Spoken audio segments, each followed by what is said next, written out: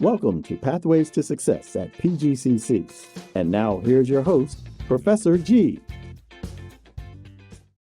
And it is Professor G. Mark Gray. Thanks for hanging out with us today on Pathways to Success at PGCC, where when you step on the pathways to your best life, you're on our campus at PGCC and you've got the freedom to learn. And we are pleased, honored, and privileged to be joined today by Dr. Reginald King. Now, in a changing world where there are going to be fewer corporate jobs and government jobs, it's about time to think about your own personal hustle. And that's where we are with Dr. King, who is representing as the chair for PGCC's Business and Entrepreneurship Program. So, Dr. King, thank you. We've got a lot to get to in a little bit of time, but I want to approach this thing like pragmatically because a lot of people have often had ideas about going into business for themselves.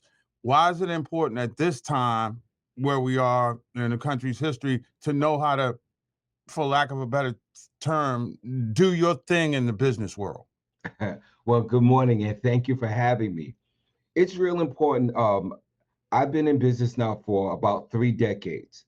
And the one thing that we're learning is that business people understand their business, but they don't understand so much the process of business. So they understand where they are, but they don't understand the process. But when you go to school, when you attend a university, we teach you the steps, the correct steps. So most business people end up coming to me as a consultant, and we have to go backwards before we can go forward.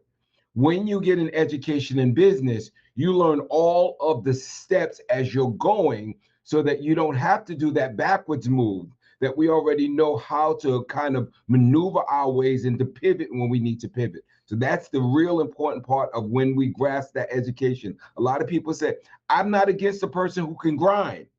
But if you grind without an education, you end up hiring people that you don't have to hire, or you end up doing that back step going forwards. So talk to me about steps and the first ones that interested students in business and entrepreneurship to take advantage of the opportunities that are here on campus. Well, the first steps, there's a couple, and I'm glad even as chair that a lot of my faculty, they own their own businesses. I came in, I had 3 Subway franchises in New York before I sold them. And we all come in with a kind of a business background already. So the steps that you take is you first come in with that idea. We have a course, BMT 1010. That is the introduction to business. You learn now, you learn what you will love later. So you learn, okay, is accounting good for me? Okay, is this good for me? Am I good with numbers? Am I good with statistics? Am I good with strategy? And all of that will help you. Again, if you have this business idea, it'll help you understand where to start and how do I get from this start, my idea, to actually making that idea come to fruition. Now, when you talk about various layers to credentialing yourself, you've got certificate programs, you've got degrees. What's the difference between the two, and which is the best pathway in your academic and professional existence that you would think would be the better pathway in order to enter with the proper credentialing as we talked about? That's a good question, Professor G. And depending on where you want to go, if you're looking at this a smaller company, so you're looking at, well, I have a nail salon and I just want to know my proper steps, then possibly going into that certificate program, your existing business, and you're just looking for, how do I grow my business? How do I sustain it? You may go for that certificate programs that we have, the various certificates that we have. You may go for that. Even if you're on a job and you're looking for, maybe I want to go up in a promotion, I want to become a leader or gain leadership knowledge, you'll go for the certificate. But now if you're looking, again, to blossom your business, if you're looking for all of the skills, remember, as an entrepreneur, you're doing everything. In the beginning, you're taking care of the money, you're taking hiring, you're taking care of everything, supply chain.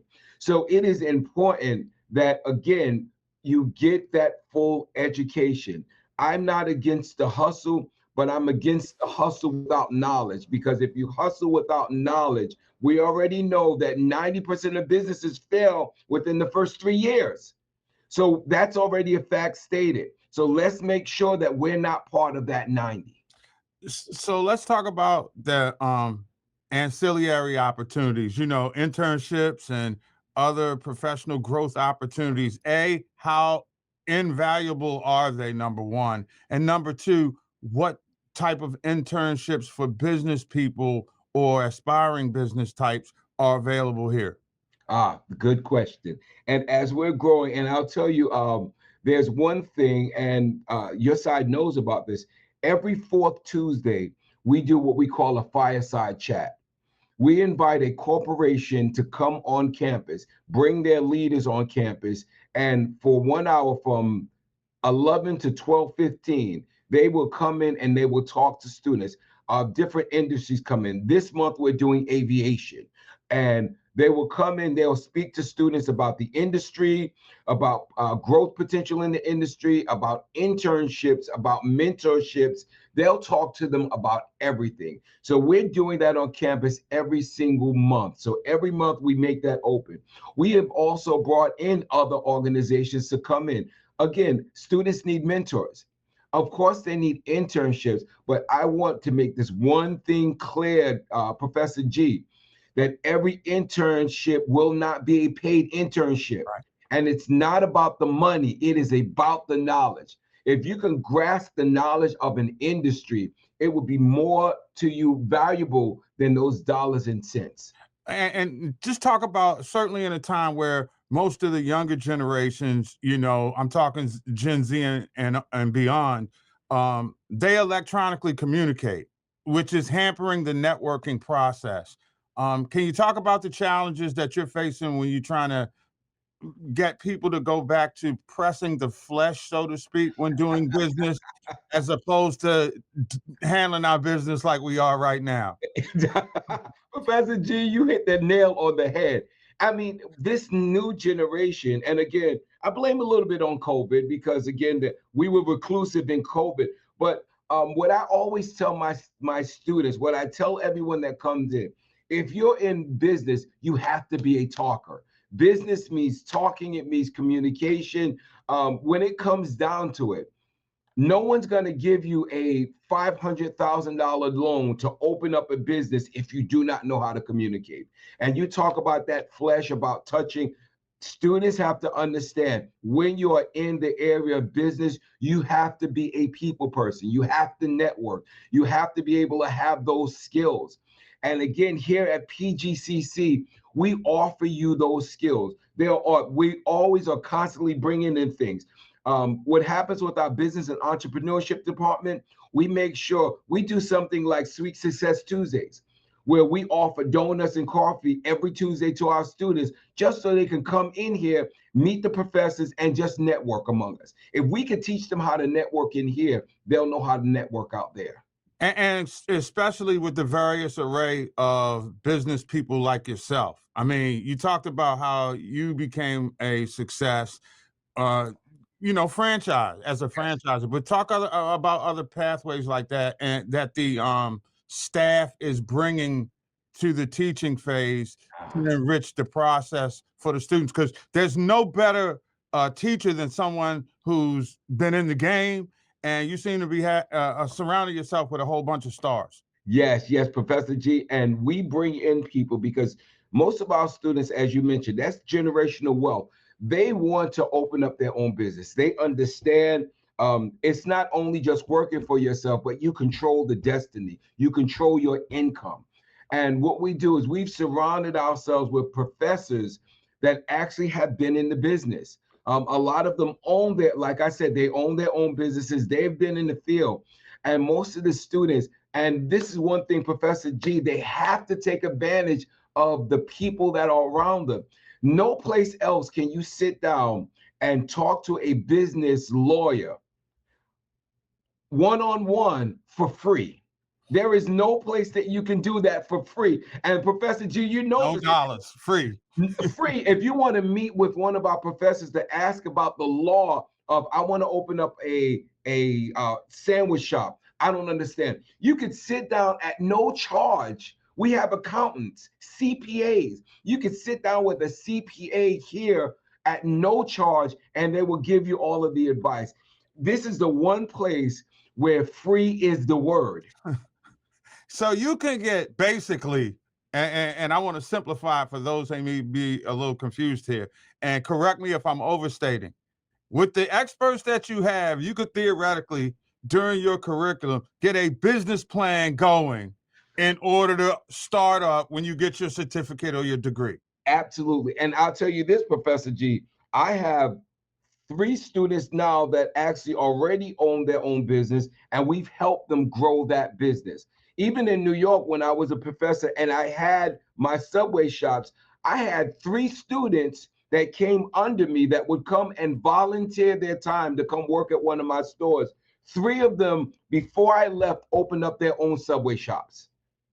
Wow. And we coming up against it, but I got to ask you, can you share a story? And you can keep the names private, but is there a student or a moment that you have where you've influenced somebody and helped them get over the challenges of pursuing their goals, sitting back and watching them succeed for you? Yes, yes. And again, there are a couple, but a lot of students, a lot of our students are first generation.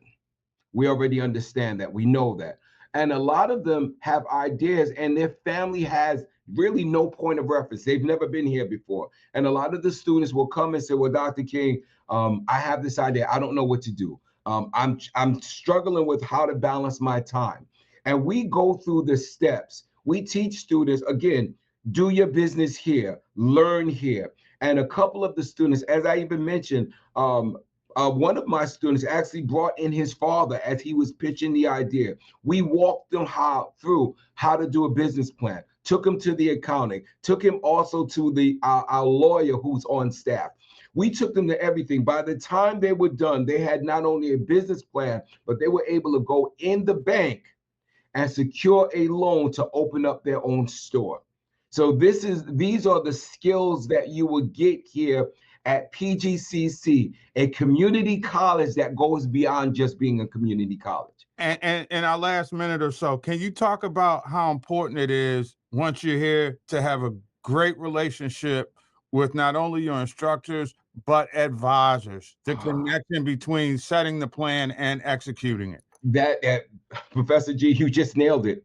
Because again, you must have a great relationship with your professors. That is beyond that.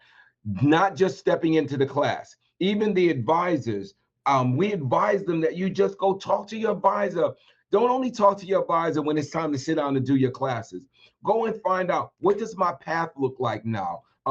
Even with industries, and Professor G, you nailed it, because industries are shifting. So when an industry is pivoting, your advisor knows and can better tell you, okay, it's pivoting over here. So you might want to take this as a secondary.